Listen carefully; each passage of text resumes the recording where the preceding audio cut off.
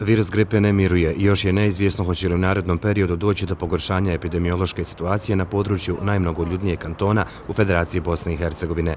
Prošle godine je u Tuzlanskom kliničkom centru od komplikacija koje mogu biti vezane za gripu preminulo 9 osoba.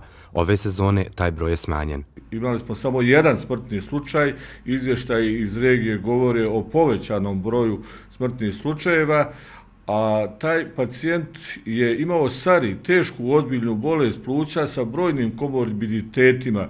Imao je šećernu bolest, astmu, povišen pritisak krvi i pretilost, debljinu kao jedan od rizikofaktora. U kliničkom centru Tuzla ljekari se bore za živote još 6 pacijenata sa teškom bolešću pluća i sistemskim komplikacijama vezanim za gripu.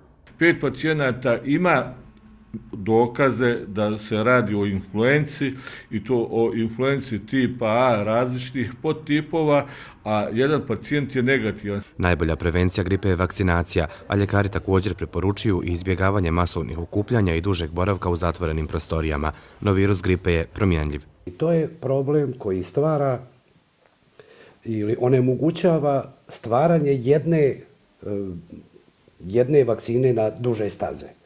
Upravo zbog čestih genetskih izmjena antigene strukture, dakle dolazi da se javljaju novi podtipovi. Imajući u vidu mogućnost širenja gripe, do daljnjeg su obustavljene posjete bolesnicima u svim klinikama Univerzitetskog kliničkog centra u Tuzli.